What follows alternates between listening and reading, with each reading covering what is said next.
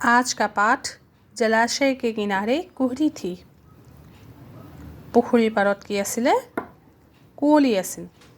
कुहरी माने कुवली। जलाशय के किनारे कुहरी थी, हरे नीले पत्तों का घेरा था। पानी पर आम की डाल आई हुई, गहरे अंधकार का डेरा था। किनारे सुनसान थे, जुगनू के दल दमके, यहाँ वहाँ चमके। वन का परिमल लिए मले वहाँ, नारियल के पेड़ हिले क्रम से। तार खड़े ताक रहे थे सबको, पपीहा पुकार रहा था छिपा। सियार विचरते थे आराम से, उजाला हो गया और तारा छिपा। लहरें उठती थी सरोवर में, तारा चमकता था अंतर में। सूर्यकांत त्रिपाठी निराला। अभी मैं एसएमएस में बोलने की कोशिश कर रही हूँ, तुम लोग ध्यान देना। जलाशय के किनारे कुहरी थी माने सरोवৰৰ কাষত কুঁৱলী আছিল। हरे नीले पत्तों का घेरा था, সেউজীয়া আৰু নীলা ৰঙৰ পাতৰে আৱৰা। তাৰমানে কুঁৱলী থাকিলে আমি চাবাচোন এন্ধাৰ হ'লে আমি গছৰ পাতবোৰ ডাঠ সেউজীয়া ৰং বা কলা বা নীলা ৰঙৰ দেখা পাওঁ, হয়নে? পানী पर आम की डाल आई हुई, কাষতে জোপা আমৰ গছ আছে, সেই ডালটো পানীৰ ওপৰত আহি আছে। গহৰে অন্ধকাৰ কা ডেৰা থা, গভীৰ অন্ধকাৰৰ ডেৰা আছিল তাতে। আড্ডা এটা আছিল, চবে বহি আছিল, মানে এনেকৈ আমি কওঁ নহয় মানুহবোৰে কথা পাতি আছে, ঠিক তেনেকৈ অন্ধকাৰত তাত আড্ডা মাৰি আছে বা বহি আছে, হয়নে? কিনাৰে সুনচান থে जुगनू के दल दमके, यहाँ वहाँ चमके। কিনাৰবিলাক পাৰবিলাক একদম নিৰ্জন হৈ আছিল। আৰু जुगनू মানে কি? জোনাকী পৰুৱা, সেইবিলাক দলবিলাক ইয়াতে তাতে জ্বলি আছে। वन का परिमल लिए मले बहा, আৰু এইবাৰ আমি বনত বিভিন্ন ধৰণৰ গছ গছনি থাকে, বিভিন্ন ধৰণৰ ফল মূল থাকে, ফুল থাকে, সেই আটাইবোৰৰ সুগন্ধবিলাক বতাহত বৈ আছে। পৰিমল মানে সুগন্ধ আৰু মলয় মানে বতাহ বায়ু।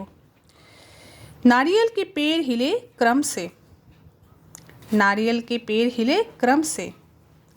আৰু তাত গছবিলাক যে আছে কেনেকৈ বতাহত চাবাচোন তোমালোকে এটা এটা শৃংখলাবদ্ধভাৱে পাতবোৰ লৰি থাকেনে, সেইটো কথা কৈছে।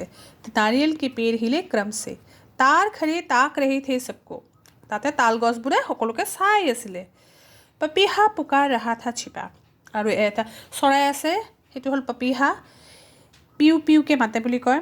চৰাইটো সদায় মানে মানুহে দেখা নাপায়, সেইকাৰণে তাক লুকাই লুকাই মাতি থকা বুলি কৈছে কবিজনে। শিয়াল বিচৰতে থে আৰামছে, আৰু তাতে শিয়ালবিলাকে অন্ধকাৰততো শিয়ালবিলাক ঘূৰি থাকে নহয়, শিয়ালবিলাকে খোজকাঢ়ি আছে।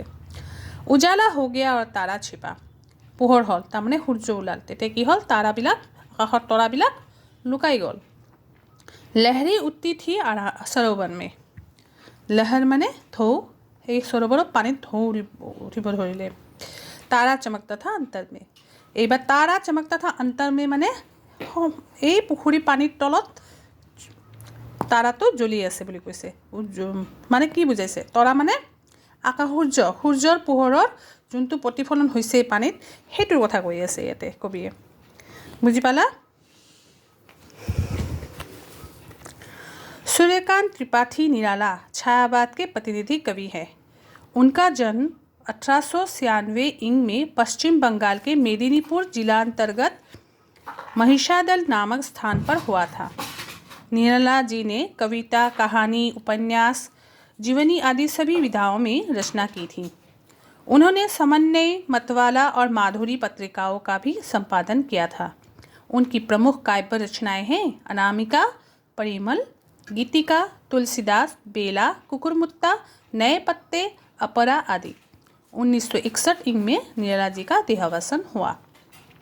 तुम लोगों को यहाँ से उनके लेखनी का याद करना है, उनके जीवनी के कब जन्म हुआ था, कहाँ पर जन्म हुआ था, थोड़ा सा कवि परिचय याद करना है।